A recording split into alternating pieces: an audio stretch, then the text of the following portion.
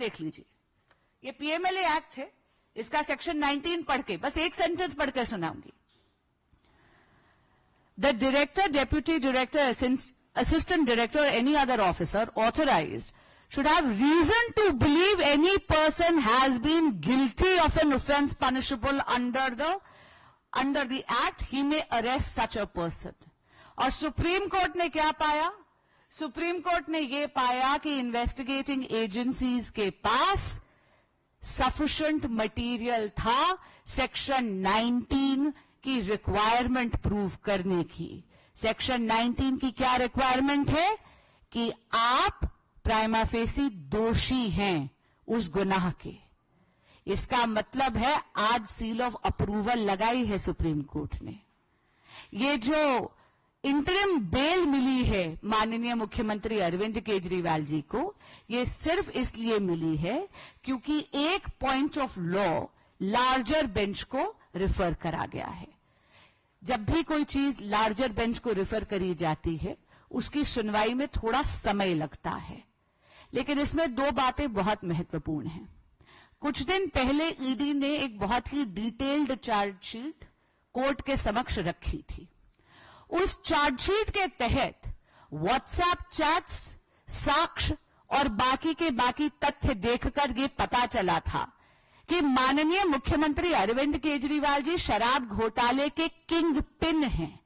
उनके बहुत ही नजदीकी निकटतम रिश्ते हैं बाकी को अक्यूज्ड के साथ, और उनके निर्देश पर माननीय मुख्यमंत्री अरविंद केजरीवाल जी की जो साठगांठ है बाकी को अक्यूज्ड के साथ, उन्हीं के कारण 100 करोड़ रुपए तक के किकबैक्स आम आदमी पार्टी के सरगना श्री अरविंद केजरीवाल जी ने लिया है शराब घोटाले में।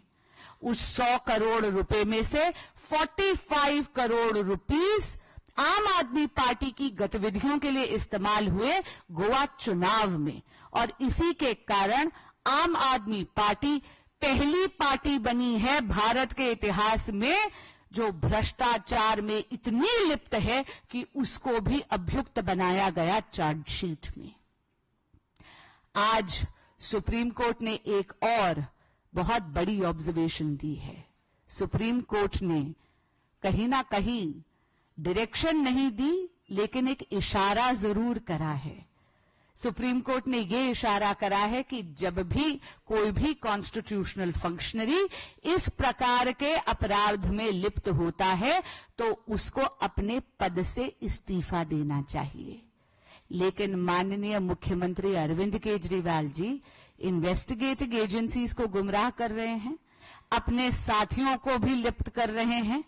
कभी सौरभ भारद्वाज जी का नाम लेते हैं, कभी आतिशी जी का नाम लेते हैं, कभी दुर्गेश पाठक जी का नाम लेते हैं, पर सत्ता के मुंह में इतने मदमस्त हैं कि सीएम की कुर्सी को छोड़ने के लिए वो तैयार नहीं है।